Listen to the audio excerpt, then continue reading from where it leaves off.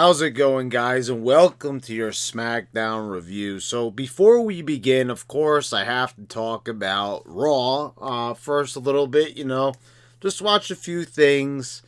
Wasn't anything that amazing or great seemed to happen. Randy Orton coughed up some black blood.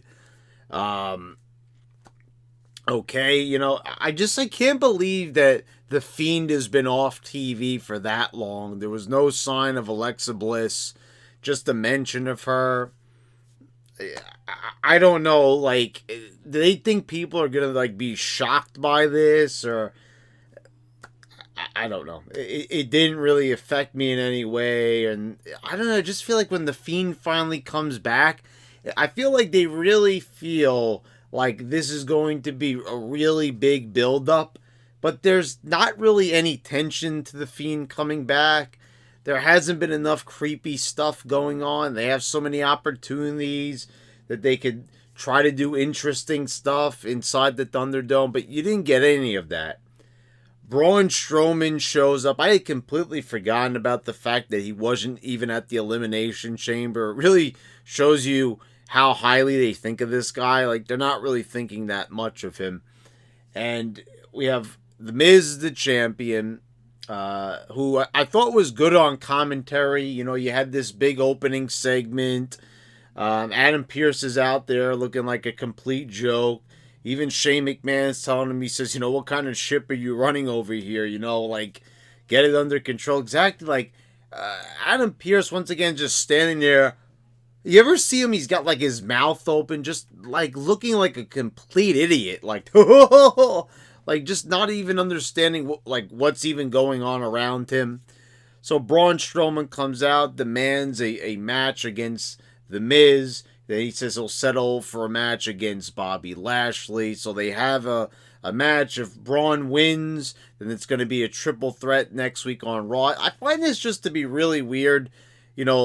Lashley is a heel. He's been built as a heel, and he's going to be the first challenger for The Miz. And I don't know, this is going to be really interesting to see if they could get The Miz out of this somehow, because it really does seem like they've built up Lashley pretty good at this point, because they made him look pretty strong on Raw. I have to say, the way how he just ran through Strowman, it shows they might actually be toying with the idea of putting the belt on him. But I don't know, would they really just blow that whole entire thing of him having the briefcase for that long, since beating Otis for it? That was last summer, right? Will they really just blow that whole thing and him getting the briefcase back and giving it right back to Lashley? I mean, it would be nice to have Lashley finally as a champion, as a world champion again. And, but this time, I'm kind of torn a little bit, because, The Miz just won it. Do they want to take it off of him right away after 10 years of him not having it? I mean, what kind of message would that send to Miz, who's been like a workhorse for them, all this time, all these years, the promos, the matches, and it was kind of almost like a thank you to him, just giving him the belt after 10 years of hard work. I know a lot of people think differently, but I think he deserves. So I gotta say, there's some intrigue there on next week's Raw. It's kind of unpredictable. You don't really know which way that match is gonna go. Anyway, let's talk about SmackDown. We start off with Daniel Bryan and Roman Reigns. Bryan comes out, tells Roman that he's a coward. I know we haven't heard that one before. When's the last time we heard one wrestler call another wrestler a coward? It's been a long time. No, it's been last week. It's so overused, that term, calling someone a coward. So he wants a match at Fastlane against Roman. Jay Uso comes in and tells Bryan that, if he wants a match, he's going to have to go through him first. He beats the shit out of Bryan. And, we're off to the races. We're going to have a match between them tonight. Then we've got Edge complaining backstage to Adam Pearce. And, I don't know if I really like this. The baby face, Edge complaining to Adam Pearce. Like, isn't the babyface, like, not supposed to care, like, who he has to wrestle for the belt?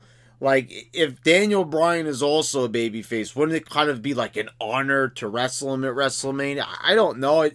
It's just, I felt it was kind of weird. Like, they wanted to have Edge kind of have a reaction here, but it's not really something that Edge should be that, like, upset about. Like, wouldn't it be easier for him to beat a smaller guy like Bryan at WrestleMania than having to take on the head of the table? I'm just saying, it just seemed like a weird thing for Edge to get upset about here, like to justify like being annoyed. Then they said there was supposed to be like a tag match, but that was like probably like some kayfabe booking thing that was never even originally planned. We all know that Bryan is not going to win the belt, so really this match is just a waste of time. It's filler. We don't even need another pay-per-view, really. Do we really need a pay-per-view in March? Like, are we really that starved for a pay-per-view between Elimination Chamber and WrestleMania? Because, I mean, the matches are already set. Whatever's going to happen now is just going to be filler. So they might as well just concentrate all their efforts into Raw. Like, why have these guys wrestle a whole nother show? For what reason? They, just do the Raws and do the Smackdowns. It's overkill having another pay-per-view. I didn't even realize there was another pay-per-view. There never used to be another pay-per-view. It used to be Royal Rumble, No Way Out, or Elimination Chamber nowadays, and then WrestleMania.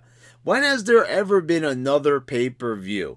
I know that they had like Roadblock a few years ago, but now they're just shoehorning this in here.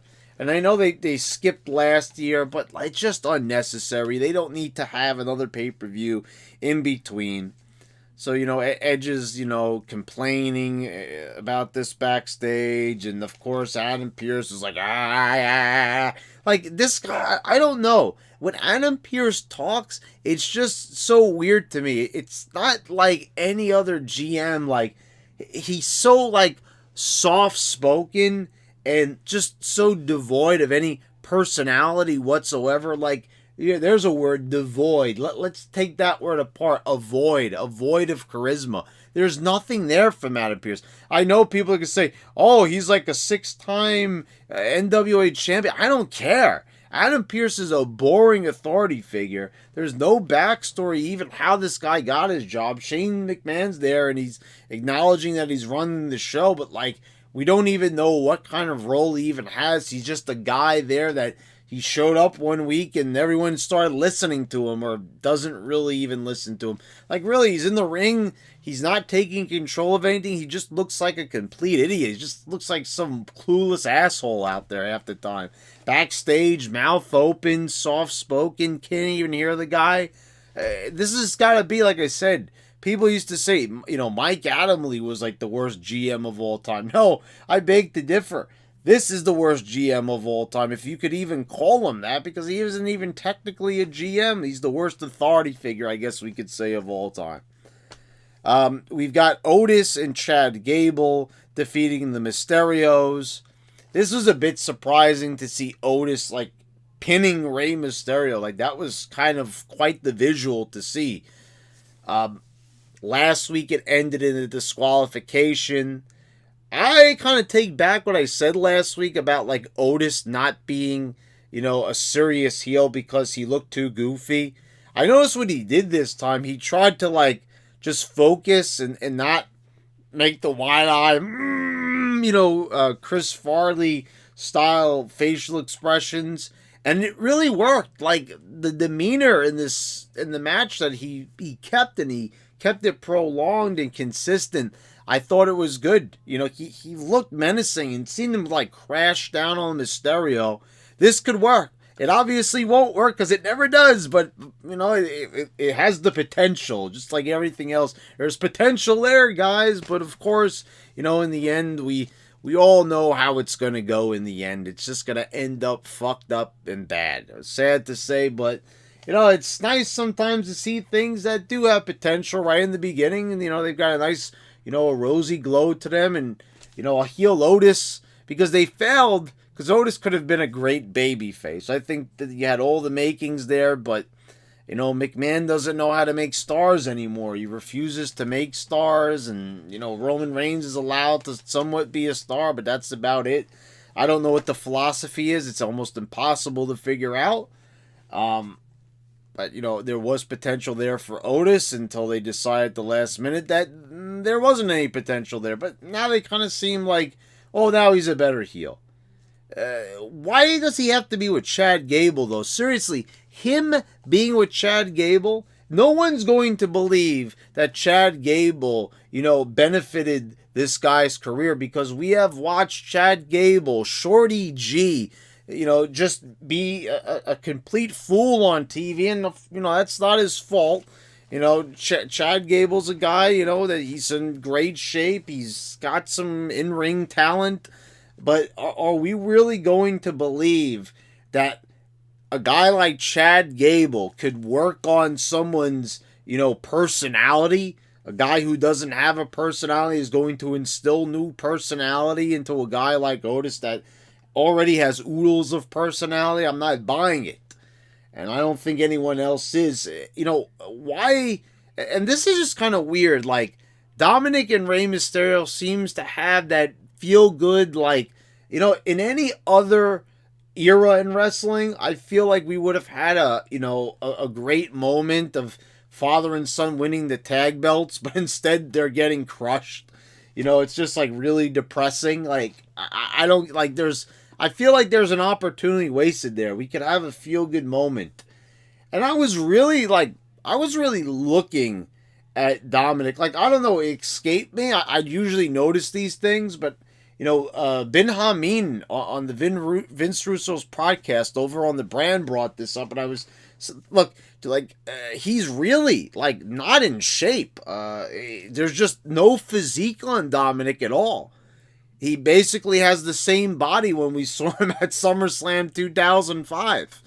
There's no difference there at all. I mean, his father is in his 40s and he's in immaculate shape.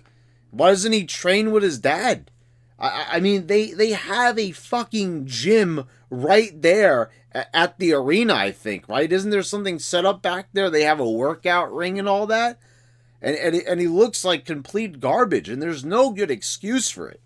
You're wrestling one show a week, which was unimaginable back in the day.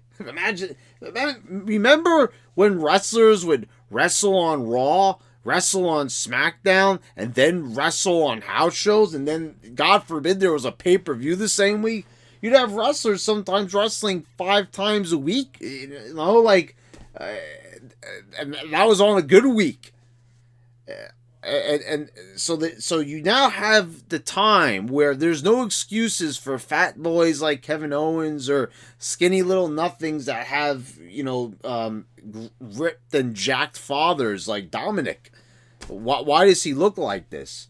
I mean, he looks like the skinny version of Kevin Owens. Yeah, I mean, if that even makes any sense. We'll move on here. Apollo Crews cuts a promo. And I gotta say, like, this was not bad from Apollo Crews. Because, maybe because there was a character there. He actually talked about some history, and he kind of spoke a little controversially about how he's a real African American, because he has Nigerian blood and a family that was powerful, and he was wearing the scarf and the colors and everything, and and then he ended up beating Nakamurphy in a match. How does this look now that you had Cesaro, like, he didn't sign with AEW. He probably was, but, they probably promised him the world, and now he decided to stay with the WWE, and they don't even give him a win at the Chamber. Instead, they give it to Bryan just so he could go on and lose a 30-second match. But that spot could have went to Cesaro, and he could have at least, lost the 30-second match, but he could have won the Chamber at the very least, which would have probably been the biggest accomplishment of his career. But they didn't do that, and Nakamurphy just losing just a cold match here to Apollo Crews. But Apollo Crews, this was, pretty good. We didn't have to see him do 1,000 flips and jumps in this match. We also had a character, but why do I feel like we're not going to get, more of this character? They're not going to expand on this character. It's just going to be like a one and done. Like, oh yeah, you mentioned this little thing about Nigeria. Then he'll come out with the scarf and the colors, and that's about it. Like, I hope not, because it's intriguing actually. Because here's a guy that's been on the roster for like half a decade, and he hasn't done jack shit. They gave him like the U.S. title for like a month or something, and no one cared. But look how much different. Like all these wrestlers, like, why don't they have gimmicks? Just, don't make it like King Corbin, where the guy's just wearing, a crown and he's not even acting like a king. But here they like actually did a promo that seemed relevant, that like Apollo Crews was saying like he needed to like find himself and be himself because he didn't have a self. Now he has a self. He has a personality. So I like that was actually pretty good. A real highlight there on a show that is usually complete shit. There was something interesting in there that felt good. It felt good to finally say like, hey, they might be onto something with this guy, because Apollo Crews has a great physique. He is talented in the ring. I don't think he needs to do 1,000 different flips and everything. This is a guy who's capable of gorilla press slamming people. We've seen him pick up Elias even. This is a powerful guy. So I don't think it's necessary that he, risks his career with these flips that no one even gives a shit about. We've got Tamina defeating Liv Morgan. I don't even know why this match went on as long as it did. Tamina should just be elevated so far beyond this. She should be paired up with Roman Reigns. There's no excuse. Like, first of all, they had this idea like about a year ago, like not a year, like 2 or 3 years ago or something. Tamina and Nia Jax as a tag team. That just would be so much better than Shayna Baszler and Nia Jax. But somewhere along the way, like, I don't know where they got this pairing with $1 Natalya. Oh, $1 Natalya there at ringside. Ditch the crybaby who complains about memes and do something substantial with Tamina, because she's an impressive looking women's wrestler.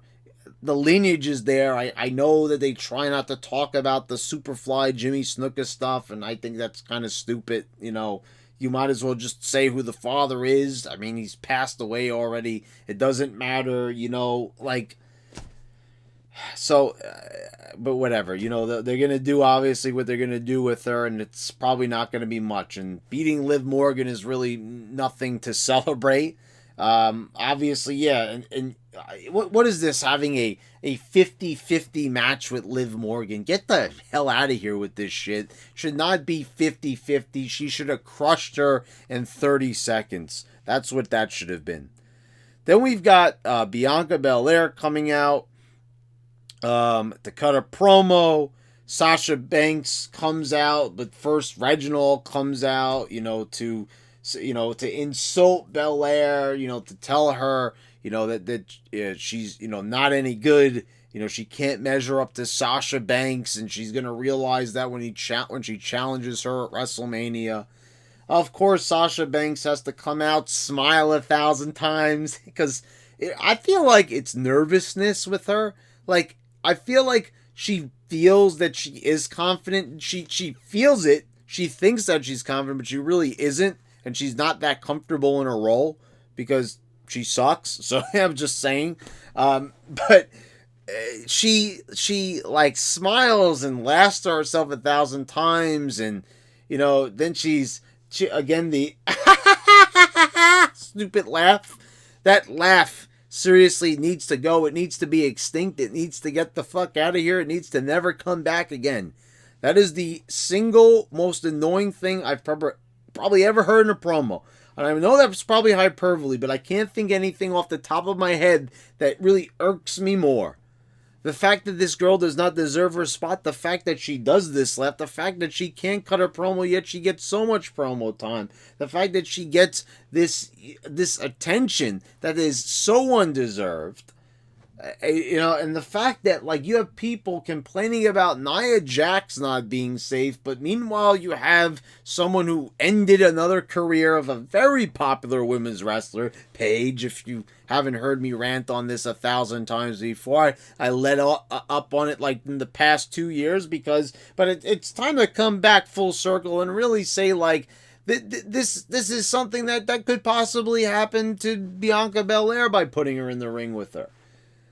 But, Sasha Banks, they keep going and going with her. And is she supposed to be a babyface? I think so. But I don't know. She's turned it up to 11 on the smiling and the laughing. And it's, I get it's supposed to be cocky and everything. But, like, look at some of the cocky heels of the past. Did you see Triple H laughing 1,000 times and smiling to himself? Yeah, maybe once in a while someone insulted him, he might like chuckle to himself like, oh, who's this guy think he is? But not constantly laughing every single sentence of the delivery. I mean, come on already. Like, you obviously don't know what you're doing out there. And it's quite obvious. Anyway, we've got Bianca Belair finally picks Sasha Banks. The fireworks go off, and it just feels underwhelming because we had to listen to all that Sasha Banks garbage promo. We've got the Street Profits defeating Baron Corbin and Sami Zayn. I don't know why they're tag teaming together. They want to go off after the tag titles. Corbin doesn't like the documentary crew. They're getting in his way. He pushes one out of the way. Zayn gets upset and he ends up getting finished off by the Street Profits. Like, this is a waste of time for a character as great as Sami Zayn's and a guy that has the potential of Corbin, where I don't know where they don't know where they're going with either guy, because, like, what are they doing with a tag team? This is the same thing that they're doing with the tag champions, Ziggler and Bobby Roode, or Robert Roode. They don't know what to do with those guys. So somehow, some way, a world champion later, and Bobby Roode, being a U.S. champion and being a main event star in TNA, all of a sudden ends back and, they're in a tag team because we don't know what to do with these guys. There's no way we can figure out what to do with an established star like Ziggler. There's no possible way that we could find out what to do with someone like Bobby Roode, who has a great personality and promo skills and in-ring skills. No, there's no possible way that we could figure out what to do with these guys other than put them in a tag team. And this is what we're seeing here. Obviously, it doesn't look like this tag team is going to last, but it just shows, like, why is this even here on the show with these two guys in a team with no history with the Street Profits? It's just there. It's a cold match, and there's no reason to have it. Then we have backstage Daniel Bryan and Edge, and, Edge is kind of coming at Bryan and just, questioning him about, does he think he's going to have a chance against Roman Reigns? And, I don't, the storyline here is just, it seems like such a waste here. First of all, we've got no interaction going on with Reigns or Edge when they're in the same building, which just feels weird. Edge is just kind of wandering around aimlessly complaining, and I'm not really liking this look for Edge. I feel like they want to make tension, with Bryan in there heading into Fastlane, but, like, first of all, Bryan just feels like a third wheel here. Like, I'm saying it's just a filler challenger. Obviously, they're going to go with Edge and Reigns and not Edge and Bryan. That just would not do. It would probably be a good match. It would be a fun match to watch. I'm sure it would be some great wrestling in there. But, that's not what we're doing for a WrestleMania main event. We want something a little bit more intriguing, something of a bit more main event mania status, and that would definitely be Edge and Reigns. So, like, this is a waste, and the story is not good. It's just very random, and Edge doesn't... Obviously, they don't even know how to write dialogue for Edge what to say in this situation. Because there is nothing good. Of course, there could be something good, but there's nothing good here. That's interesting and intriguing. So it's just you get Edge complaining here. Oh, so you think you could beat him? Well, I guess that's why he challenged him. I think he thinks he can beat him. So then we get this promo with Seth Rollins and Cesaro. What is even going on here? Like, what is this? All these weird suits that Seth is wearing, and can he think of anything else to say but embrace the vision? He's literally screaming "embrace the vision" 3 times to Cesaro. Well, what is the vision? A few weeks in, we don't know. He used to be the Messiah, but he's not the Messiah anymore. He's still coming out to burn it down. So now he's kind of not really a preacher. He's just some kind of weird guy that's embracing a vision of something that we don't quite know what it is, but someone's supposed to embrace it. So, like, why are we, the audience, not in on what the vision is or what Seth perceives the vision to be? And quite frankly, I don't give a shit what the vision is. I don't care if it's a turkey sandwich that's wedged between his toes.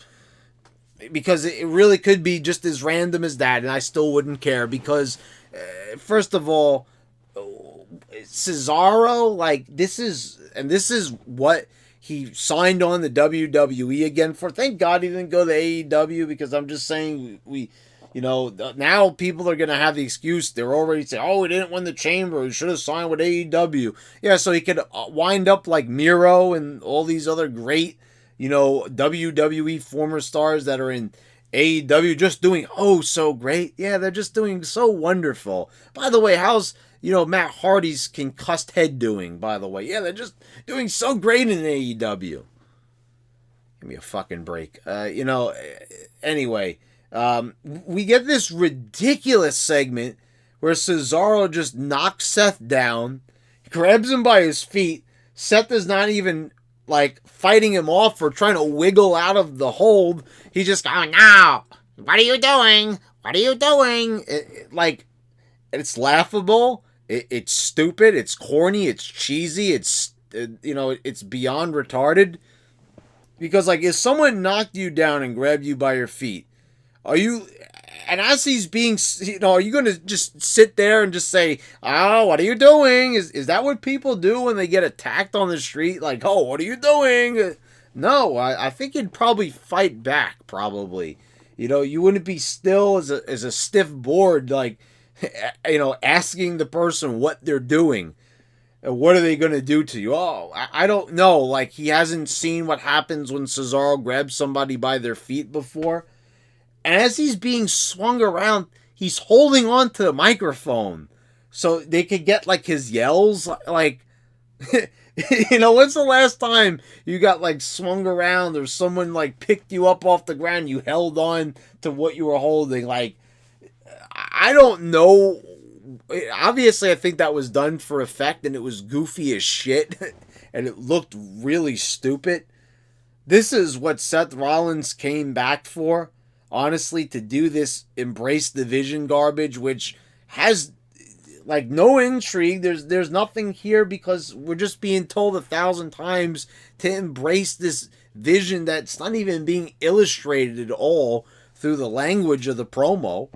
We don't know what the hell he's even talking about, but people will say it's a great promo and they're happy to have Seth back, even though they don't even know what the hell the guy's talking about.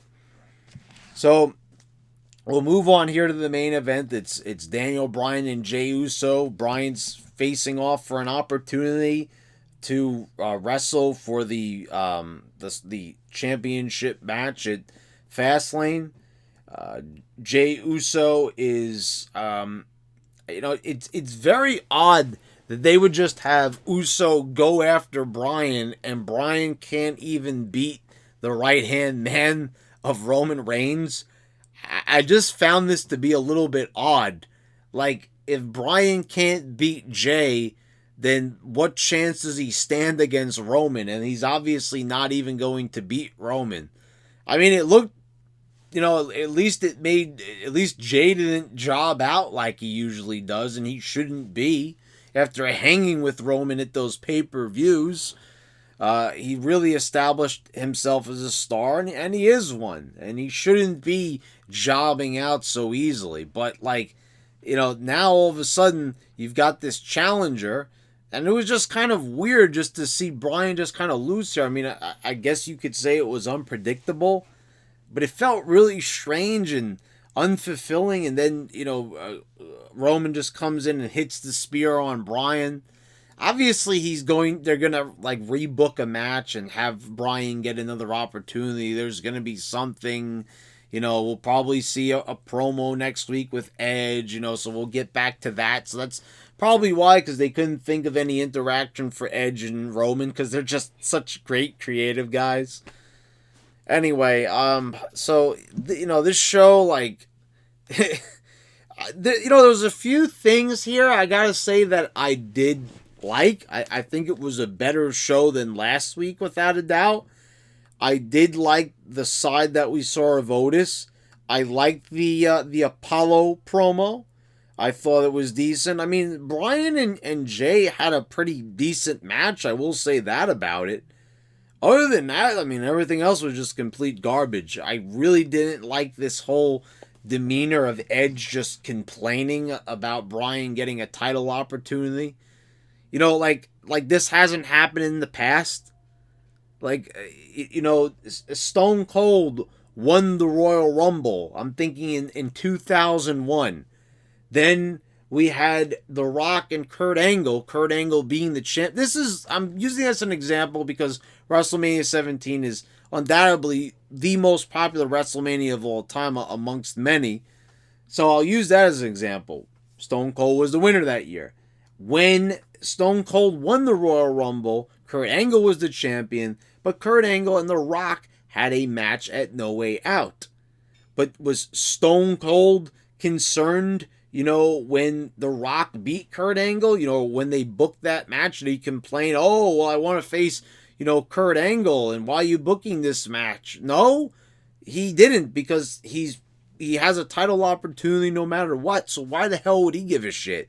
They say, right, that isn't that what Mick Foley says? Everyone's a badass nowadays. So, don't take a guy like an old school guy like Edge and start making him this complaining guy that's like, oh, well, I wanted to face the guy I wanted to face. That doesn't make any sense.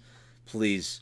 Anyway, so there were a few things they said that were decent on this show that I did enjoy. The Apollo Crews thing was very interesting, and it was a nice, pleasant surprise. And anyway, guys, what did you think? What did you think of the Apollo Crews thing? Did you like that too? Did you think that was something promising, or maybe you just don't give a shit? I wouldn't blame you. Not saying it was amazing or anything, but it showed some effort, which I found to be impressive, considering today's standards. Anyway, guys, if you haven't subscribed, please do so. Click the bells to get all notifications when I post all my new videos. I want to thank all my patrons for your continued support, and thanks again for watching, guys. I'll see you next time.